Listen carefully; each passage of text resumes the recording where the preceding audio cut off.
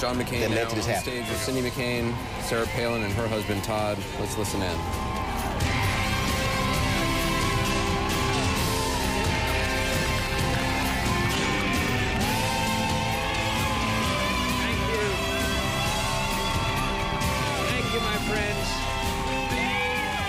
Thank you for coming here on this beautiful Arizona evening.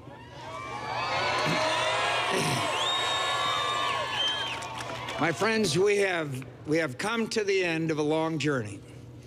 The American people have spoken, and they have spoken clearly. A little while ago, I had the honor of calling Senator Barack Obama to congratulate him. Please. To congratulate him on being elected the next president of the country that we both love.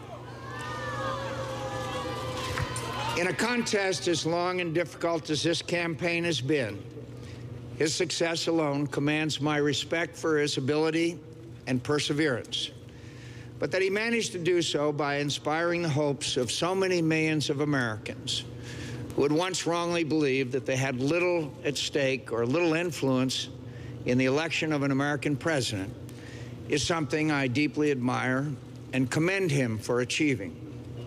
This is an historic election, and I recognize the special significance it has for African Americans and for the special pride that must be theirs tonight. I've always believed that America offers opportunities to all who have the industry and will to seize it. Senator Obama believes that too. But we both recognize that though we have come a long way from the old injustices that once stained our nation's reputation and denied some Americans the full blessings of American citizenship, the memory of them still had the power to wound.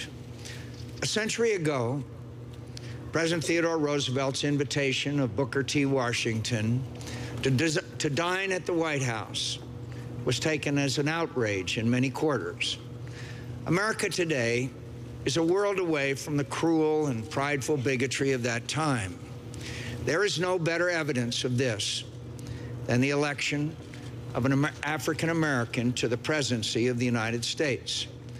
Let there be no reason now. Let there be no reason now for any American to fail to cherish their citizenship in this, the greatest nation on earth.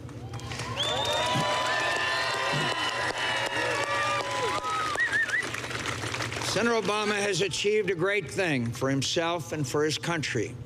I applaud him for it and offer him my sincere sympathy that his beloved grandmother did not live to see this day.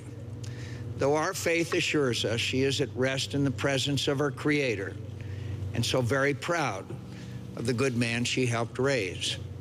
Senator Obama and I have had and argued our differences, and he has prevailed. No doubt many of those differences remain. These are difficult times for our country, and I pledge to him tonight to do all in my power to help him lead us through the many challenges we face. I urge all Americans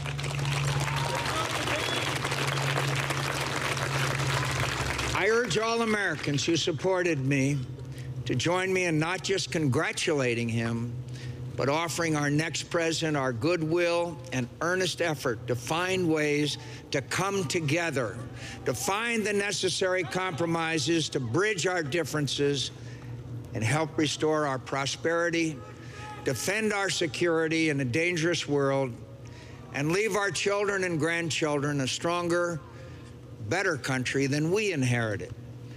Whatever our differences, we are fellow Americans. And please believe me when I say, no association has ever meant more to me than that.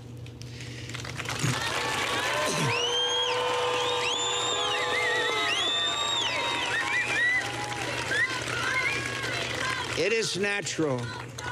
It's natural tonight to feel some disappointment. But tomorrow, we must move beyond it and work together to get our country moving again. We fought as hard as we could. And though we fell short, The failure is mine, not yours. I am so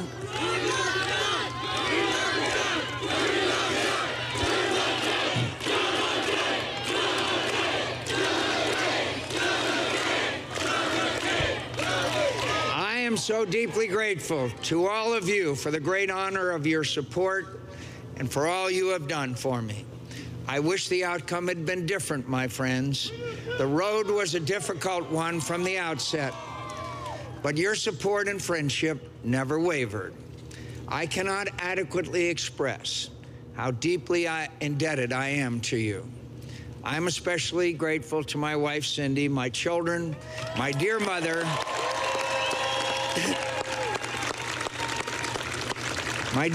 and all my family, and to the many old and dear friends who have stood by my side through the many ups and downs of this long campaign. I have always been a fortunate man, and never more so, for the love and encouragement you have given me. You know, campaigns are often harder on a candidate's family than on the candidate, and that's been true in this campaign. All I can offer in compensation is my love and gratitude and the promise of more peaceful years ahead. I am also, of course, very thankful to Governor Sarah Palin, one of the best campaigners I've ever seen.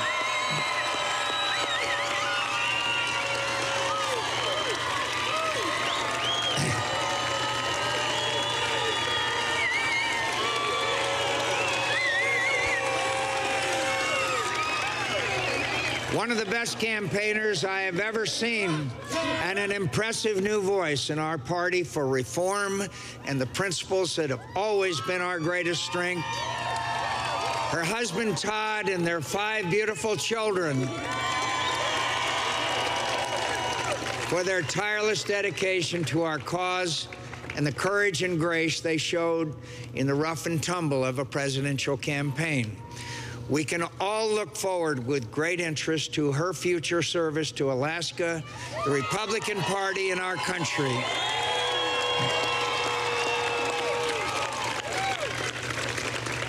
To all my campaign comrades, from Rick Davis and Steve Schmidt and Mark Salter, to every last volunteer who fought so hard and valiantly, month after month, in what at times seemed to be the most challenged campaign in modern times.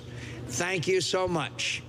A lost election will never mean more to me than the privilege of your faith and friendship. I don't know what more we could have done to try to win this election. I'll leave that to others to determine.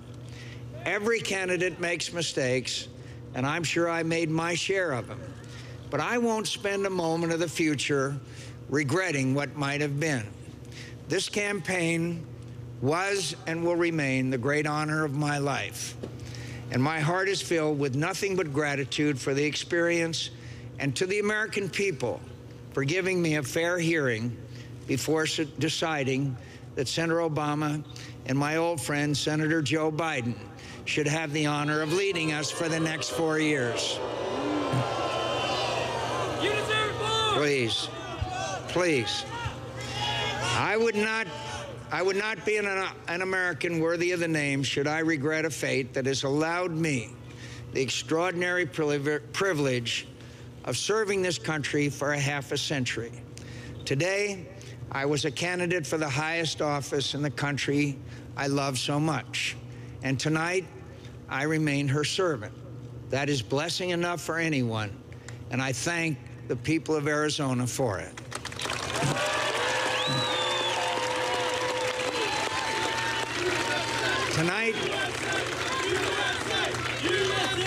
Tonight, more than any night, I hold in my heart nothing but love for this country and for all its citizens. Whether they supported me or Senator Obama,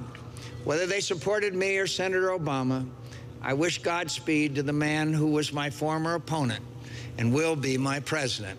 And I call on all Americans, as I have often in this campaign, to not despair of our present difficulties, but to believe always in the promise and greatness of America. Because nothing is inevitable here. Americans never quit. We never surrender. We never hide from history. We make history. Thank you, and God bless you, and God bless America. Thank you all very much.